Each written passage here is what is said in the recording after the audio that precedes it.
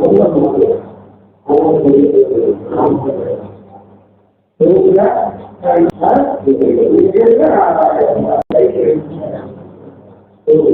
இந்திய புரட்சித் தலைவர் மக்கள் முன்னேற்ற கழகத்தின் சார்பாக தமிழக மக்களுக்கு வணக்கத்தை தெரிவித்துக் கொள்கிறேன். நமது தென்றல் நேயர்களுக்கும் வணக்கத்தை தெரிவித்துக் கொள்கிறேன். எங்களது கட்சி மக்களுக்காக ஏற்படுத்தப்பட்ட மக்களால் மக்களாட்சி கொண்டு வர என்ற ஒரே நோக்கத்தோடு புரட்சித் தலைவருடைய கொள்கைகள் வாரிசுகளாக வந்து கொண்டிருக்கின்றோம். இப்பொழுது நடக்கின்ற ஆட்சிகள் மக்களுக்காக ஏற்படுத்தப்பட்ட ஆட்சி இல்லை. ஏன்னா மக்களுக்காக எதுவும் செய்த மாதிரியும் இல்லை.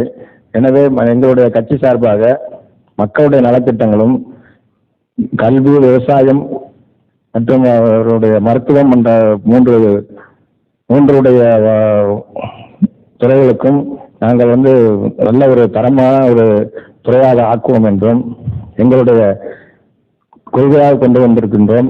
லஞ்சம் ஊழலற்ற ஆட்சியை அமைப்போம் என்றும் இது விளையாட்டுக்காக சொல்லலை. உண்மையாக நாங்கள் நடத்தி காண்போன்னு தான் வந்திருக்கோம். எல்லாரும் சொல்லுவாங்க இவங்கெல்லாம் செய்ய போகிறாங்கன்னு நினைச்சிடாதீங்க. அப்படி அந்த மாதிரி ஒரு ஆட்சியை கொண்டு வரேன்னு சொல்ற நல்ல எண்ணத்தோடு தான் வந்திருக்கின்றோம். நிச்சயமாக மதுவை ஒழிப்போம்.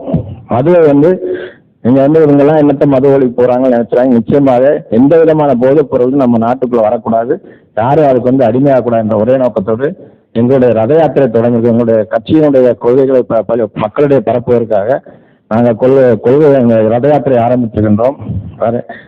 புரட்சித் தலைவருடைய ரத யாத்திரையை குமரி முதல் மெரினா தலைவருடைய சமாதி முடிக்கிற மாதிரி நாங்கள் பிளான் பண்ணிட்டோம். கிட்டத்தட்ட 38 மாவட்டங்களுக்கும் சென்று மக்களுடைய நாங்கள் எங்களுடைய கொள்கைகளை பரப்பி மக்களுக்கு எல்லாம் விளக்கம் கொடுத்து அவர்களை எங்களுடைய கட்சியில் நம்பிக்கை வரும்படியாக நாங்கள் பேசி தமிழ்நாட்டில் ஒரு நல்ல ஒரு மக்களாட்சியை கொடுப்போம் என்று இதன் மூலம் உங்களுக்கு தெரிவித்துக் கொள்கிறேன். நன்றி, வணக்கம். என்னுடைய பெயர் சக்கரவர்த்தி. எங்களுடைய கட்சியின் மாநில மகளிர் தலைவி அவர்களுடைய பெயர் பத்மாவதி அவர்கள்.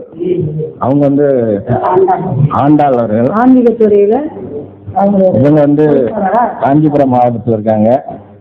நடராஜன் அவர் சென்னை மத்திய சென்னை மாவட்டத்தில் குணசேகர்.